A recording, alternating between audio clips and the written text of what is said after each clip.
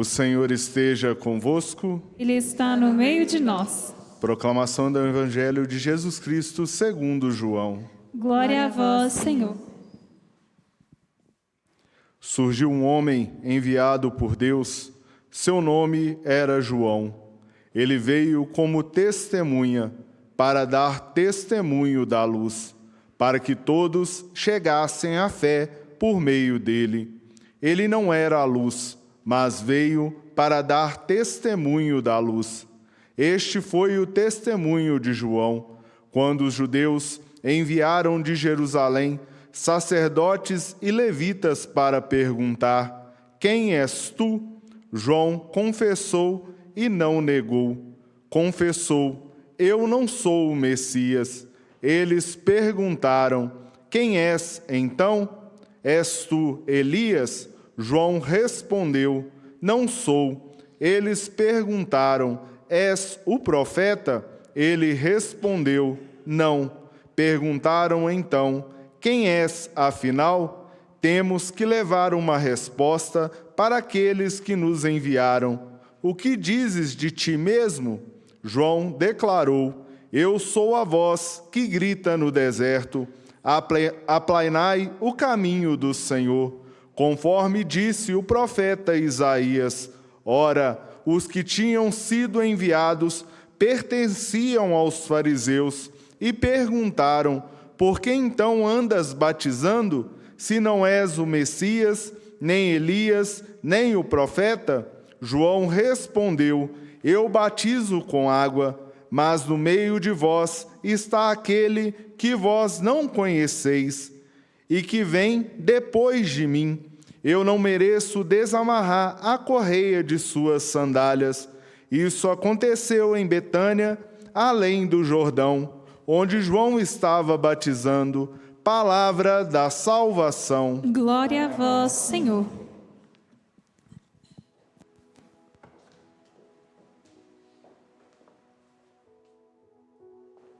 Podemos nos sentar.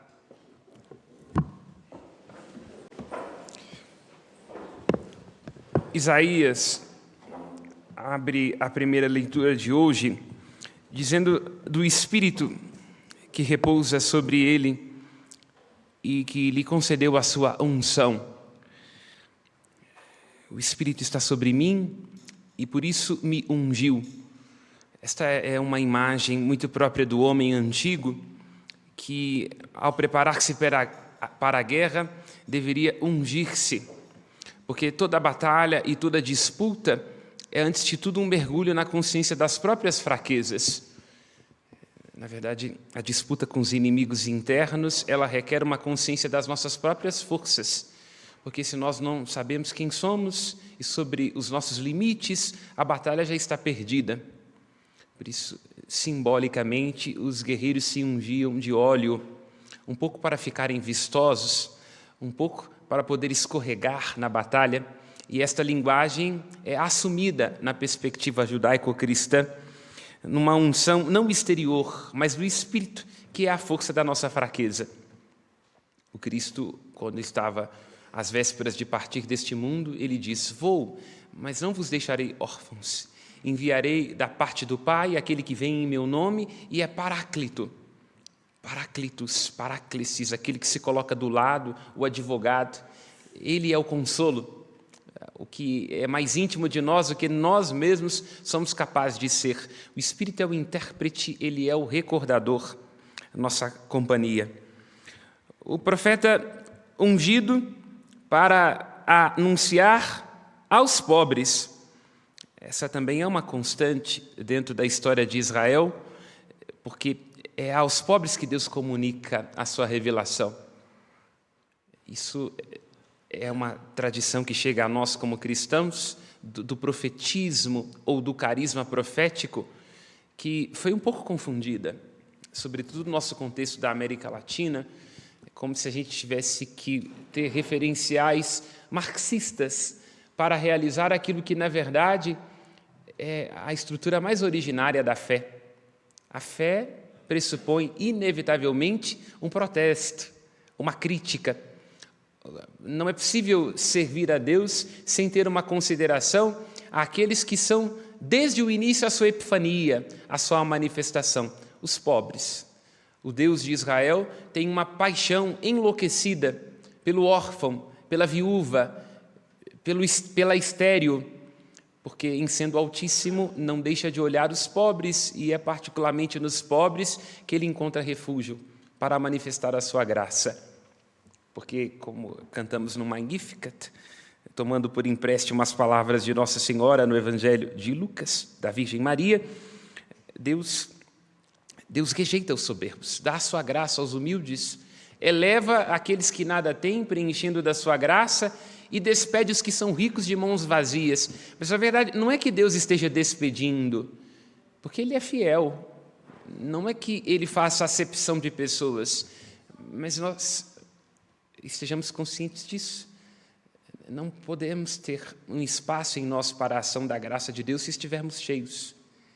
Então, quanto mais cheios, mais ensoberbecidos, mais ciosos da gente mesmo, mais entorpecidos de nossos caprichos, menos haverá espaço para a graça, menos haverá oportunidade para Deus, menos haverá tempo para sermos visitados por Ele. Por isso somos despedidos, por isso nos tornamos cegos, por isso não haverá espaço para sermos preenchidos pela graça de Deus, porque o que pode ser acrescentado a alguém que já está cheio de si?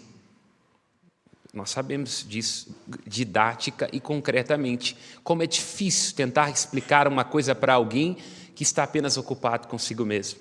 Como é difícil chegar a um consenso se uma pessoa está profundamente convencida das suas próprias razões.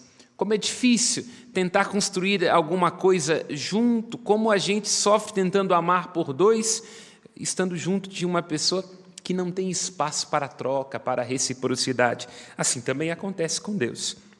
Por isso, o Espírito unge o profeta para anunciar o Evangelho aos pobres. Evangelho aqui no sentido de uma boa nova, não é? Evangelium, um bom anúncio, uma boa mensagem, em primeiro lugar aos pobres, porque os profetas fazem essa recordação ao longo de toda a história de Israel, que sobre os pobres repousa a graça libertadora da história. Por isso, essa insistência. E aqui quero enfatizar este ponto, porque hoje em dia, xingamento é chamar os outros de comunista. E sim, de fato, não há uma compatibilidade entre a fé e o comunismo, porque o comunismo é um regime terrificante, ateu, é aquilo, como sempre gosto de citar, Dostoiévski diz em Irmãos Karamazov que é uma Babel invertida, porque na primeira Babel nós quisemos subir até Deus, e aí tropeçamos no nosso próprio ego e nos confundimos. No grande ideal comunista, a gente fica com a impressão de que haverá um partido, de que haverá um momento, uma liderança política e que trará o céu à terra. E isso é sempre uma ilusão, não é? Porque todo apego aos pobres termina como hipocrisia, termina com uma das únicas múmias contemporâneas no Leningrado e termina com muito charuto de Cuba, em Havana. Então, quer dizer, essa é a consciência, uma consciência muito necessária nos tempos de hoje, para citar Nelson Rodrigues, da nossa responsabilidade individual, da nossa pobreza e da nossa indigência individual, porque nenhuma pessoa que se conhece vai se levar a sério. Só um iludido pode imaginar que é uma orientação política, é o fato da gente defender este ou aquele, o fato da gente ficar muito festivo, como dizia Nelson Rodrigues, tão apaixonados pelo sofrimento abstrato, mas sem sermos capazes de ser gentis com a nossa vizinha. Então, não há a mínima possibilidade de uma experiência concreta de fé, de uma confiança na graça de Deus, sem que a gente aprenda a não se levar muito a sério. Porque é só no momento que a gente se esvazia de si, dos nossos egoísmos, para citar a nossa queridíssima cantora brasileira, Flaira Ferro, é que a gente se enche do que mais importa, porque nós somos egoístas, autocentrados, maldosos, ciumentos. E é só na consciência dessa pobreza e desta falta que podemos nos encher da graça de Deus e da sua unção. Por isso, repito, O profeta anuncia uma boa nova, e esta boa nova é dirigida em primeiro lugar aos pobres. Por isso, cada um hoje, para ser preenchido desta alegria, que é o grande chamado deste domingo, tem que ver e haver-se com suas pobrezas, com seus avessos e, para aprofundar a primeira leitura, com as suas feridas e com as suas escravidões. Porque o Espírito que pousa sobre o profeta o anuncia para curar os que se encontram feridos no coração, para conceder a libertação, a liberdade aos cativos e a libertação aos que se encontram presos. Todos precisamos de cura. Até diria que a grande descoberta do processo de um amadurecimento é que a gente vai tendo que se curar, porque todos trazemos dentro de si crianças profundamente feridas e desencantadas. E isso está simbolizado na perspectiva judaico-cristã com a ideia de uma expulsão do jardim, porque todos somos expulsos do jardim, junto com Adão e Eva, e na porta do jardim há um anjo com uma espada flamejante, e que também é traduzido na linguagem psicanalítica, porque na perspectiva de Freud e de Lacan, estamos sempre à procura de um objeto que a gente não consegue dar um nome. E isso nos fere profundamente, porque a gente transfere essa busca desse objeto perdido para o cartão de crédito. Então a gente, o que vai me curar? Eu vou comprar, eu vou comer, eu vou me esbaldar. E aí o desejo quer tudo que não alcança, e quando alcança não quer mais. Porque o vínculo do desejo é com a falta. E quando a gente acha que vai ser aquela coisa, aquela compra, aquele relacionamento que vai nos plenificar, a gente se encontra frustrado, deprimido, vazio, depressivo, insatisfeito. Então, o Espírito mobiliza o profeta para trazer a cura, porque todos nós somos curadores feridos e temos que nos haver com nossas feridas, com as nossas fendas. O Espírito vai sobre o profeta para que ele possa proclamar a liberdade aos que estão presos. Eu diria que esta palavra é atualíssima à nossa cultura, porque nós multiplicamos as nossas prisões. Temos muita possibilidade, ao alcance do celular, com uma passagem de avião, nós podemos dar uma volta ao mundo, mas eu me arriscaria a dizer, nunca estivemos tão presos ao tempo, tão presos às nossas obrigações, tão incapazes de entender que a felicidade é o instante. Estamos presos às nossas ilusões, presos ao nosso futuro, por isso morremos de ansiedade.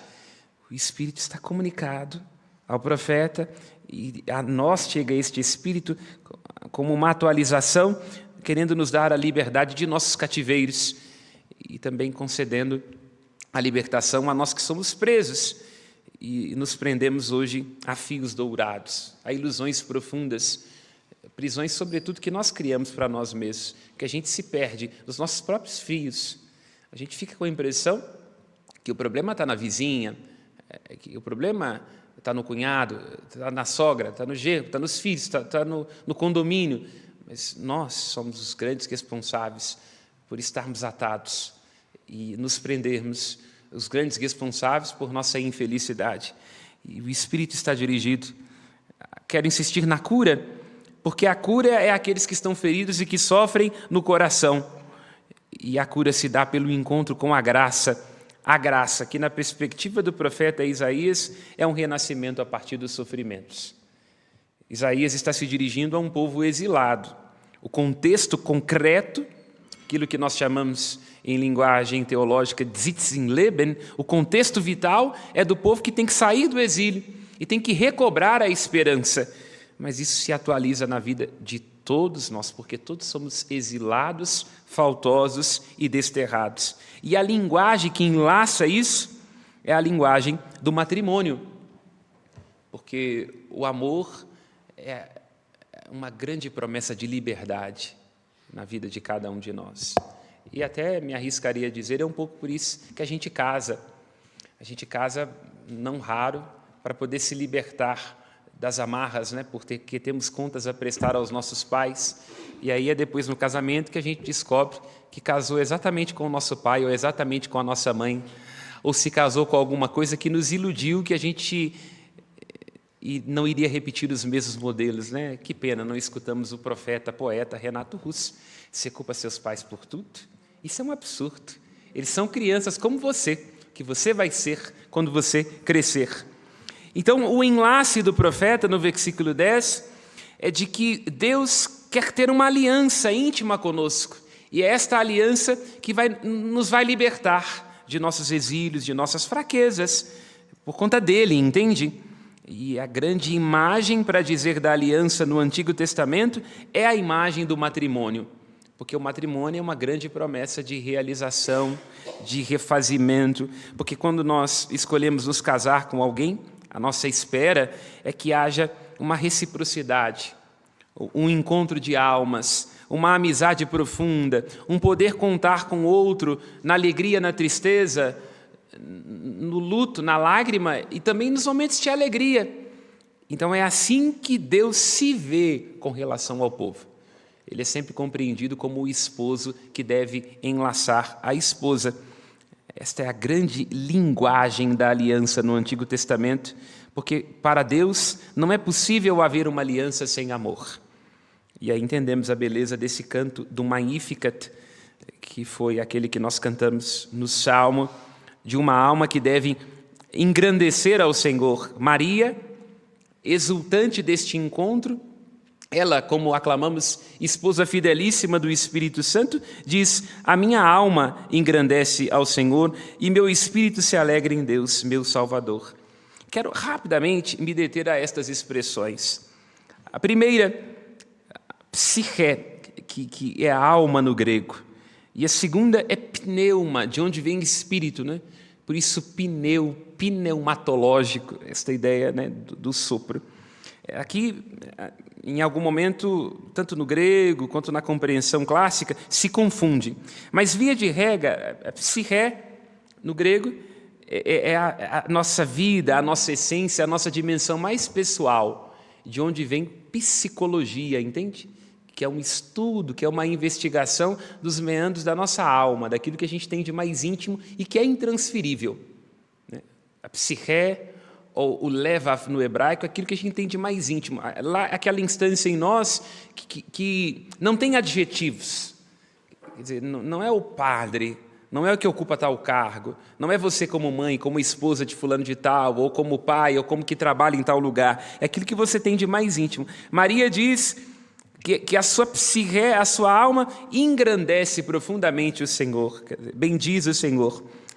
E o seu espírito, quer dizer, o seu sopro de vida, aqui espírito compreendido como este sopro vital, de onde vem a emoção, quando nós dizemos assim, eu estou entusiasmado, é uma palavra do grego, entheosiasmos, é isso, en, dentro, theos, Deus, e asmos, eu estou entusiasmado. Né? Então Maria diz que tanto a psique, a sua alma, quanto o sopro de vida que ela tem, estão preenchidos desse encontro com Deus que olhou a sua pequenez. Volto a este ponto, nós nos escondemos de nossa pobreza, temos medo dela, queremos compensá-la, mas ela diz que Deus a olhou, a viu em sua pobreza. Insisto nesse ponto, porque nós imaginamos às vezes que o amor significa ocultar as pobrezas, as incompatibilidades, e que a gente, inclusive para ser amado por alguém, e não raro fazemos isso por conta dos traumas da nossa infância, a gente imagina que tem que fazer um esforço para se caber. E Maria está quase que dizendo assim, porque não vou contar para vocês uma novidade, Maria era coaching, esse Magnificat é como fazer amigos e influenciar pessoas. Ela diz, onde não couberes, não te apertes, porque você vai se sufocar. A alma está engrandecida e preenchida quando a gente percebe que Deus olha com amor para a nossa pequenez e que Ele é o único capaz de nos saciar. Ela diz, Ele sacia de bens os famintos, mas quem estiver rico vai ir para casa de mãos vazias. Entende?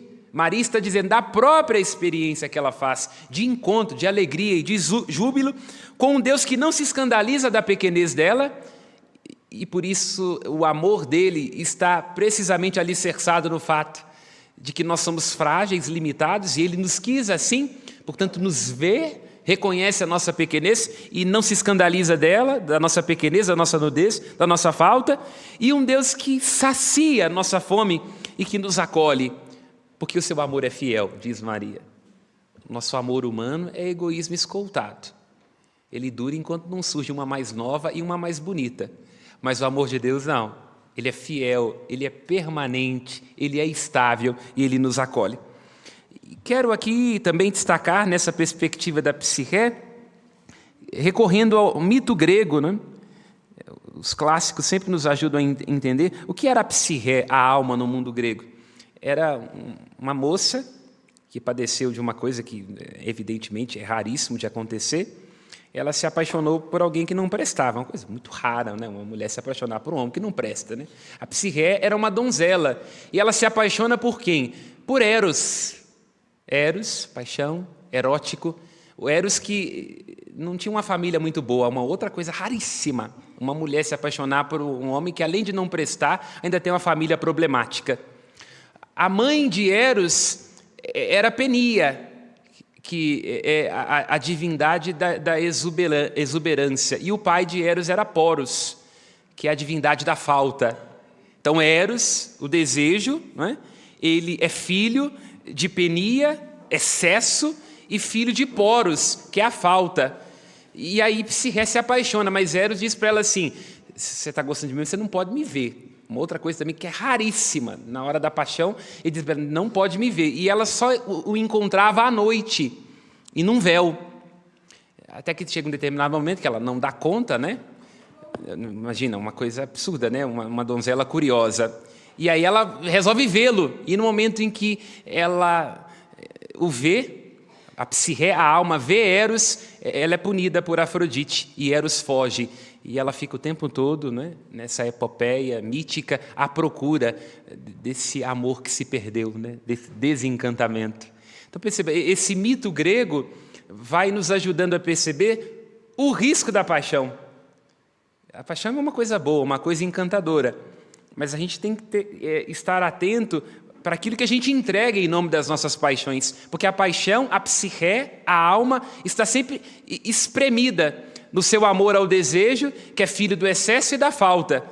E em nome do excesso e da falta, e na incandescência desse desejo, pode padecer por ele.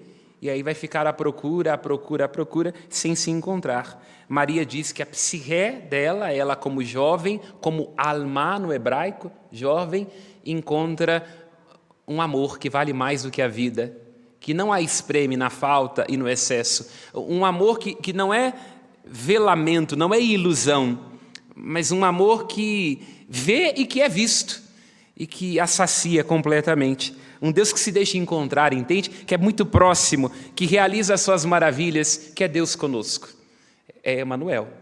Esse é o nome do menino, não um Deus que se escondeu, que se afastou, que é distante, mas que se mostrou, que está próximo de nós até o ponto de se tornar um de nós. E aí entendemos o sentido do Evangelho, porque João Batista é interrogado. É esta mania, né? Homens que nada são, estão sempre querendo mandar nos outros. Uma pessoa perdida de si mesmo, quer sempre levar outros a se perderem. E vão encher o saco de São João Batista, perguntando para ele, olha, agora não vai ter jeito não, você vai ter que dizer, é você? É você o Messias? É você Elias? Ou é um dos profetas? E é interessante que João vai respondendo as perguntas sempre com menos palavras, porque a gente não deve gastar tempo tentando responder para idiota, né? Se a pessoa já não quer entender, você vai ficar gastando latim, para quê? Aí perguntam para ele, você é o Messias? E ele diz assim, não sou o Messias. Aí um dos profetas, ele diz, não sou. És tu Elias? Não sou. És tu um dos profetas? Ele diz não. Então a resposta de João vai diminuindo. És o Messias? Não sou o Messias. Quem és então Elias? Não sou. Quem és os profetas? Não. O que João, num sentido muito didático e muito poético, está dizendo? Este lugar de João Batista de ser a voz, porque a voz é apenas um empréstimo da palavra. A palavra permanece, e há palavras que se alinham dentro de nós, aninham em nós e que é difícil de arrancar. Quem de nós, em algum momento, na infância, ou assim, todo cheio de si, escutou uma palavra que não sequestrou de si mesmo? É difícil arrancar essa palavra de dentro de nós, né? Tem palavras, por exemplo, malditas, que podem acabar para sempre com o casamento. A pessoa pede desculpa, quer voltar atrás, mas aquilo fica dentro da gente, não sai. Então a palavra permanece, agora a voz não. Não sou o Messias, não sou e não. Então a voz some. É o que João vai dizer, em João 3, versículo 28, quando ele diz assim: é preciso que o Cristo cresça e eu diminua. Então, João, que era aquele homem que se vestia de peles de animais, que comia gafanhotos no deserto, ele tem consciência do seu lugar. E quando a gente tem consciência do nosso lugar, a gente não fica à procura do lugar do outro. Quando a gente tem consciência do nosso lugar, não há palavra que nos tire do eixo. E a gente entende quando é o momento da palavra e quando é o momento do silêncio. Quando é o momento de estar em cena e quando é o momento de sair, entende? Então João, na sua simplicidade, na sua humildade, ele consegue entender o seu lugar. E a consciência do nosso lugar, ela nos tira de determinados apuros. Em primeiro, porque a gente não vai se deixar apaixonar por qualquer coisa, não vai estar à procura daquilo que é lugar do outro e não vai se deixar invadir quando alguém vem a nós com as suas frustrações, não jogando pérolas aos porcos. E quero insistir aqui, quando João vê a si mesmo como quem deve dar testemunho, como uma voz. Hoje em dia todo mundo quer dizer, todo mundo quer ter uma palavra, todo mundo quer lacrar, e João diz: eu não vou lacrar. Se Nossa Senhora era coaching, João era o anti-influência. Ele diz: eu não estou aqui para poder ficar lacrando com palavras, porque a palavra é o Cristo. Eu estou aqui para ser a voz. E a voz existe, num determinado momento passa. E é muito bela a imagem que ele traz no capítulo 3 do Evangelho de João, não é? Que não foi lido aqui hoje, mas complementa isso, quando ele diz assim: olha, o amigo do esposo não é o esposo. Quem tem a noiva é o noivo. Mas o amigo do noivo que está presente, quando o noivo está presente, fica cheio de alegria ao ouvir a sua voz. Quem tem o noivo é a noiva. Mas o amigo do noivo que está presente, se não for um talarico, evidentemente, fica cheio de alegria ao ouvir a voz do noivo. E esta é a minha alegria, diz João, é preciso que ele cresça e eu diminua.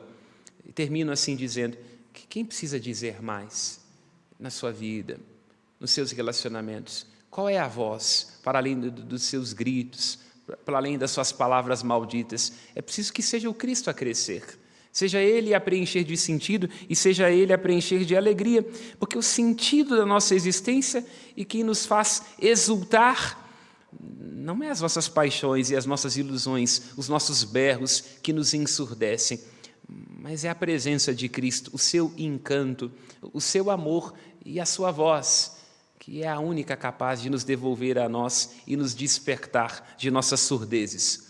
Louvado seja nosso Senhor Jesus Cristo. Creio em Deus Pai Todo-Poderoso, Criador do céu e da terra, e em Jesus Cristo, seu